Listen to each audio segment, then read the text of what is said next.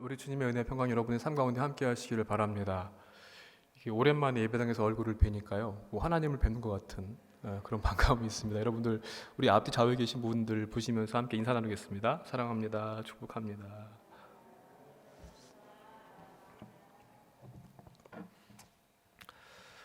최근 뉴스를 보니까요, 중국이 김치, 한복, 판소리 이거 다 우리 중국 거다 이렇게 억지 주장을 하는 것을 뉴스를 통해서 보게 됐습니다. 우리가 보통 요새는 궁금하면 인터넷으로 이렇게 검색을 해서 찾아보게 되는데요. 중국 사람들이 가장 많이 검색하는 최대 포털 바이두 백과사전 사이트에 보게 되면은요, 거기에 시인 윤동주를 검색을 하게 되면은요, 국적을 중국으로 표기했습니다. 그러면서 민족을 조선족이다 이렇게 소개를 하고 있어요. 그리고 중국 연변의 용정 마을에는 윤동주 시인의 생가가 있습니다. 그런데 그 생가 앞에 있는 표지석을 보게 되면은요, 중국 조선족 애국 시인이라고 하는 그런 소개를 한글로 이렇게 해놓은 것을 볼 수 있습니다. 여러분, 파렴치라고 하는 말이 있습니다. 체면을 차릴 줄 알고 부끄러움을 아는 마음이 염치인데 거기다가 깨트릴 파자를 써가지고 염치를 깨트린다. 그러니까 도무지 부끄러움을 모른다라고 하는 그런 뜻입니다. 다른 사람, 다른 민족 이거 아랑곳하지 않고 어거지로라도 내 것으로 하려고 하는 이 모습이 파렴치가 아닌가 하는 그런 생각을 해보게 됐습니다. 우리나라가 잘 나가는 것 같아요. 소위 말해서. 그렇죠? 한류도 그렇고 또 문화, 음식, 또 대중음악 그렇게까지 파렴치한 행동을 하는 것을 보니까 우리나라 사람들이 참 잘 나가는 것 같습니다. 그런데 파렴치하게 자기 민족이라고 주장하는 그 윤동주 시인은요, 부끄러움을 알았습니다. 염치를 알았던 사람입니다. 그가 쓴 시 가운데 쉽게 쓰여진 시라고 하는 제목의 시가 있습니다. 그 중에서 제가 일부를 낭송을 해드리겠습니다. 쉽게 쓰여진 시. 창밖에 밤비가 속살거려 육첩방은 남의 나라. 시인이란 슬픈 천명인 줄 알면서도 한 줄 시를 적어볼까. 땀내와 사랑내 포근이 풍긴 보내주신 학비 봉투를 받아 대학 노트를 끼고 늙은 교수의 강의를 들으러 간다. 생각해보면 어린 때 동물을 하나둘 죄다 잃어버리고 나는 무얼 바라 나는 다만 홀로 침전하는 것일까. 인생은 살기 어렵다는데 시가 이렇게 쉽게 쓰여지는 것은 부끄러운 일이다. 일제 강점기 아래에서 윤동주 시인은 일본으로 유학을 갔습니다. 비록 그가 살고 있던 방은요, 일본 그 다다미가 6개밖에 들어가지 않는 좁은 방이었습니다. 그렇지만 어찌되었던 어려운 시기에 유학생으로 선택받은 것에 대한 미안한 마음이 있었고요. 또 세상이 이처럼 괴로운데 부모님이 보내주신 그 땀내와 사랑이 담긴 학비를 받아 쓰는 자신을 보면서 시를 쓰는 것입니다. 그러면서 일제 치하의 험한 세상인데 너무 내가 쉽게 시를 쓰고 있는 것은 아닌가. 그래서 미안하고 부끄러운 마음이 든다고 하는 그런 고백이었습니다.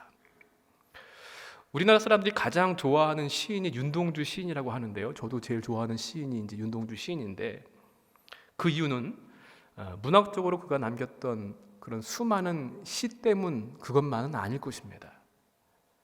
민족을 사랑하고 부끄러움을 아는 사람이었기 때문에 그를 좋아하는 것이라 저는 그렇게 생각을 합니다.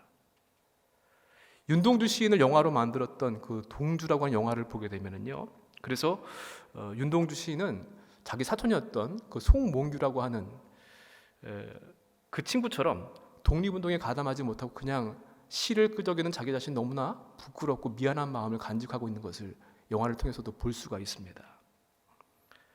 죽는 날까지 하늘을 우러러 한 점 부끄러움이 없기를 원했던 그 시인의 마음을 우리가 볼 수 있는데 나는 너무 시를 쉽게 쓰고 있는 것은 아닌가 하는 생각을 했다고 하는데 저 자신을 함께 한번 돌이켜보면서 자신한테도 한번 질문을 던져봤습니다. 나는 너무 쉽게 설교를 하고 있는 것은 아닌가? 쉽게 믿고 있고 쉽게 목사로 살고 있지는 않은가? 여러분 집사님들, 우리 권사님들, 장로님들은 어떠십니까? 영화의 대사에서도 나왔던 그런 대사인데요. 부끄러움을 아는 것은 부끄러운 것이 아닙니다. 오히려 부끄러움을 모르는 것이 타락한 마음입니다.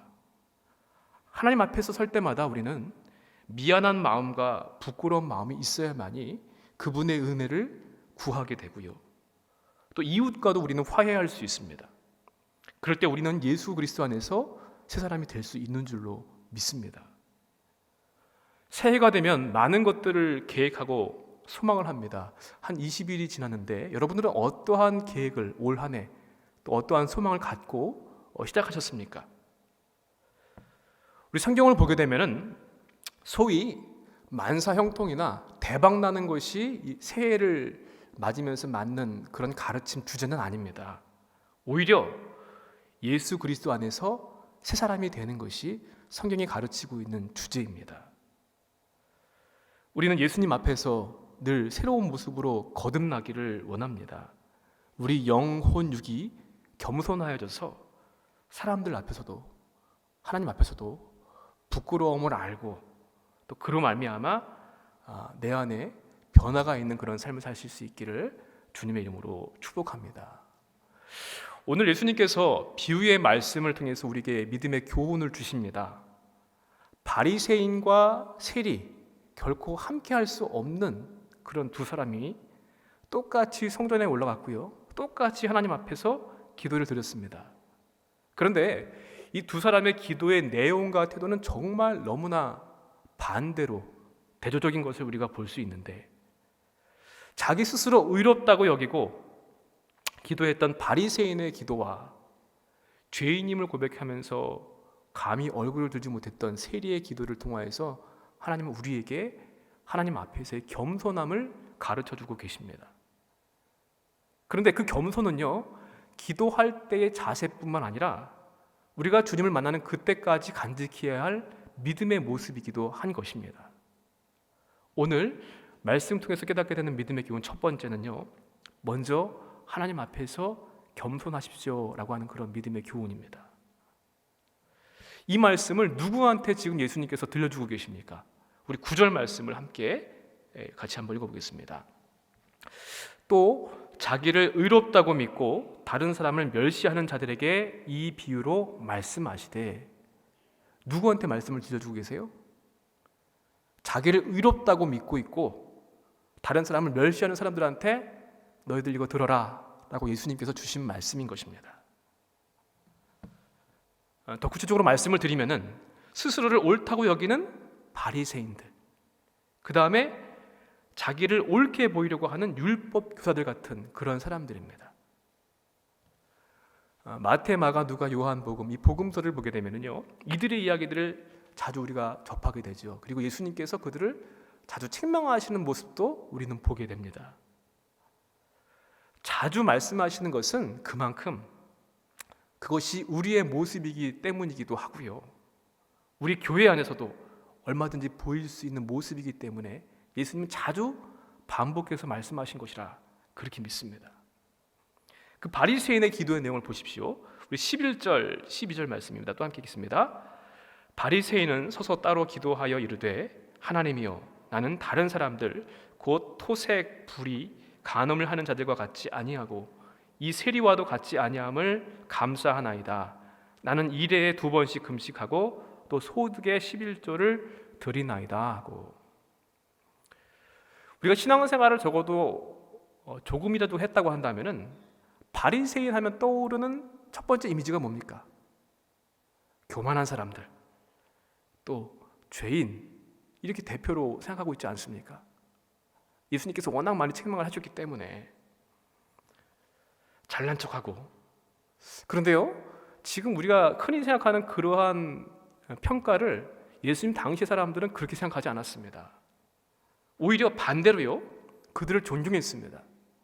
경건주의 운동을 대표하는 사람들이었고요, 율법으로는 오류가 없는 사람들로 여겼기 때문에 많은 존경과 또 이렇게 칭찬을 받는 사람들이 바리새인들, 또 세리들, 바리새인들, 사두개인들, 율법 교사들 이런 사람들이었습니다. 그들의 모습을 하나하나 살펴보십시오. 그들은요 먼저 매일같이 하나님의 말씀 율법을 묵상했습니다. 하루에 3번, 오전 9시, 12시, 오후 3시에 적어도 3번 이상 기도했습니다. 이거는요 구약 시대에 아침 저녁으로 하나님께 제사 드렸던 그 제사의 전통이 이어져 온 것인데, 아침에 드렸던 상번제, 여기에는 헌신과 사역의 서원의 의미가 있었습니다. 또 저녁에 드리는 상번제에서는 회개와 감사의 의미가 있었습니다. 그러니까 이들은 제사를 드리지는 않지만 하루에 3번씩 기도하면서 또 서원을 하고 감사하고 또 회개하는 그러한 내용으로 기도를 3번씩 꼭 했다는 것입니다. 그래서 지금도요 경건한 유대인들은 하루에 3번씩 꼭 기도하는 것을 빼놓지 않습니다.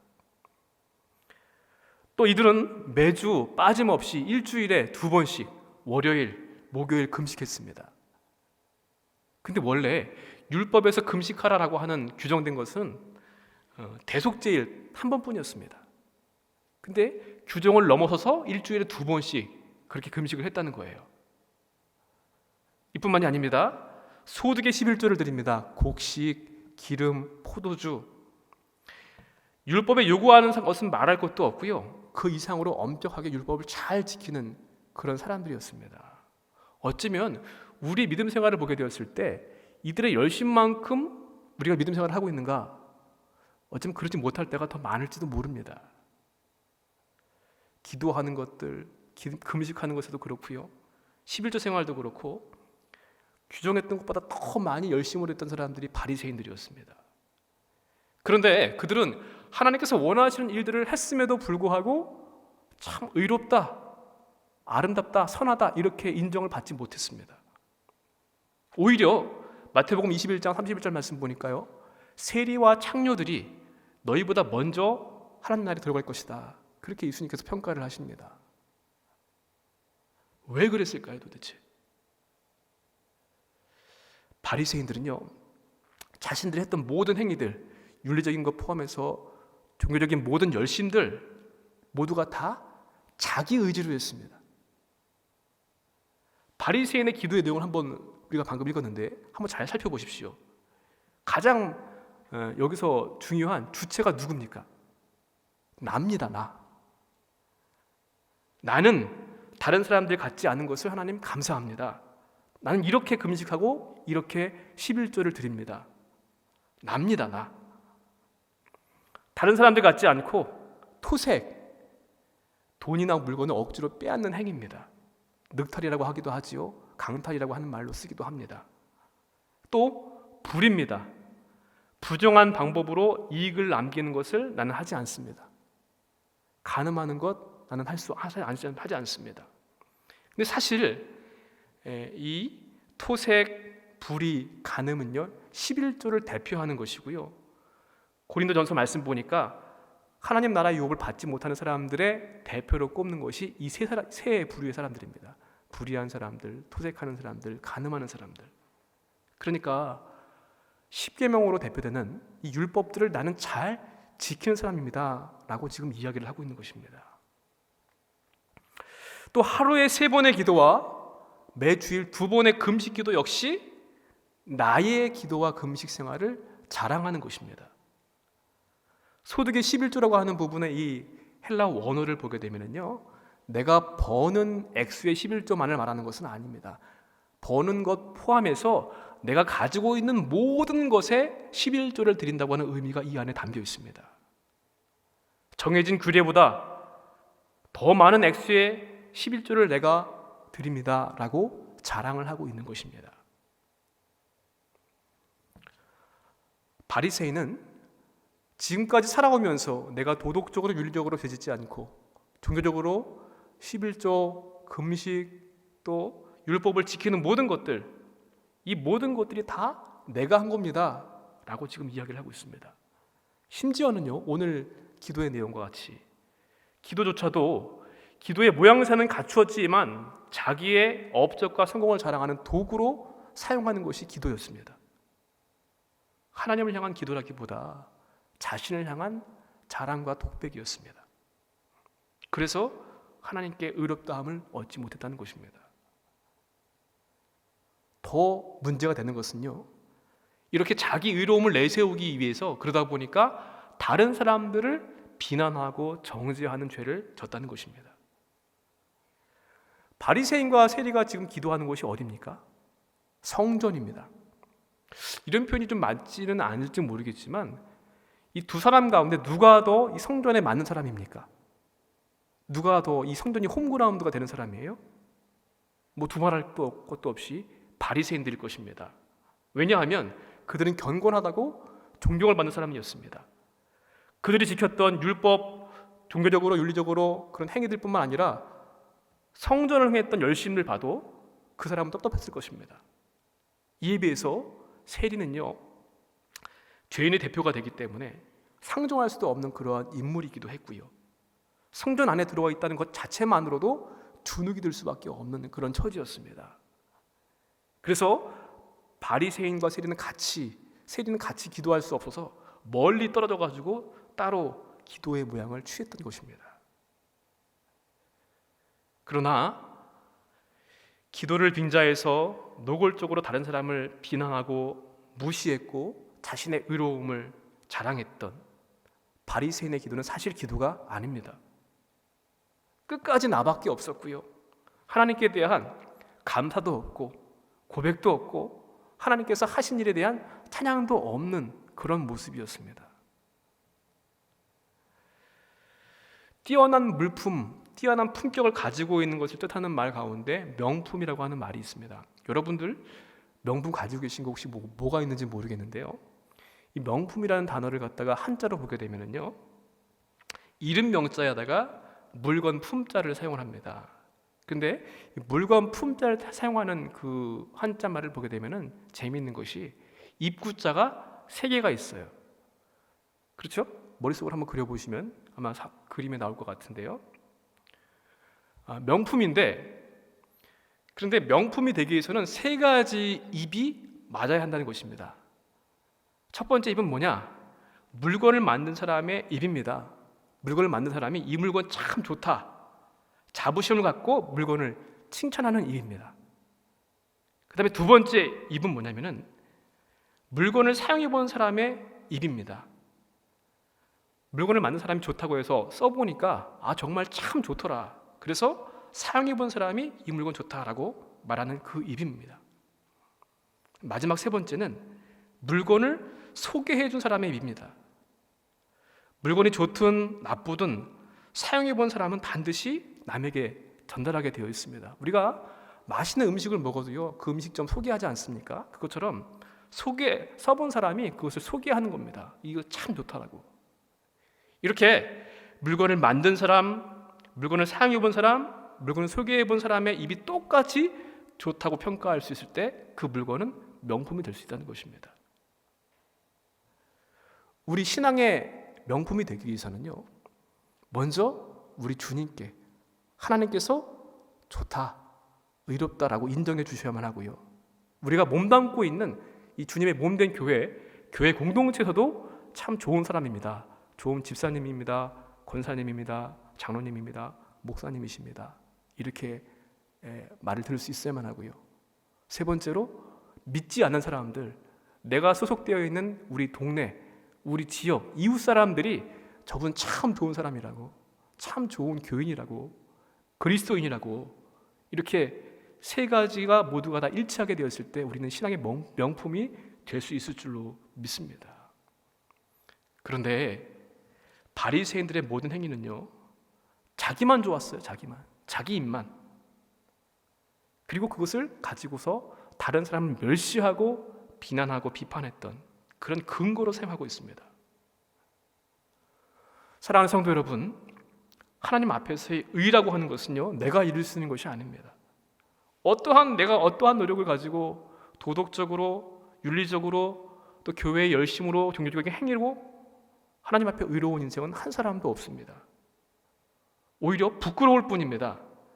내가 아니라 하나님이, 주님이 의가 되시기 때문입니다. 단지 그분께서 나를 의롭다라고 그렇게 인정해 주시는 것일 뿐입니다. 그런데 그 겸손을 잃어버리는 순간 내가 의롭다고 착각하고요, 다른 사람을 정죄하는 그 순간 겸손을 잃어버리게 되었을 때 우리는 방자에 행할 수밖에 없고요, 무례히 행하면서 하나님과의 관계가 끊어질 수밖에 없게 되는 것입니다. 겸손은 다른 것이 아니라 하나님과 나와의 관계를 생각하고 깨닫는 것입니다. 내가 어떠한 존재인가? 나는 하나님에 의해서 세워졌습니다. 그분을 절대적으로 의존할 수밖에 없는 그러한 존재입니다. 그래서 고린도전서 15장 10절 말씀에 바울은 이렇게 고백했습니다. 내가 모든 사도보다 더 많이 수고하였으나 내가 한 것이 아니요 오직 나와 함께 하신 하나님의 은혜로라. 아멘. 나는 내가 이게 아니라요, 하나님의 위대한 사역도 하나님의 주신 은혜 때문에 하나님이 하신 것이다 라고 고백하는 바울의 고백이 나의 고백이 되어야만 합니다. 우리가 혹시 나도 모르게 내 의를 드러내기 위해서 애썼던 모습은 있지 않습니까? 내 믿음의 행위 때문에 그것을 가지고 다른 사람들의 믿음을 비판하고 비난하고 정죄했던 적은 혹시 있지 않습니까? 하나님을 알게 하신 것, 믿음을 주셔서 믿음 생활을 하게 하신도 내가 아니라 하나님께서 하셨습니다. 직분을 주신 것도, 직분 감당하게 하시는 것도 하나님 앞에서의 겸손을 여러분 잃어버리지 마시기 바랍니다. 혹시 잃어버렸다면 우리가 회복해야만 합니다. 파렴치한 부끄러움을 모르는 사람이 되지 않기를 원합니다. 언제나 하나님 앞에서의 겸손의 모습으로 하나님 앞에서도 우리 교회에서도 사람들 사이에서도 의롭다 칭찬받는 우리 모두가 되시기를 주님 이름으로 축복합니다.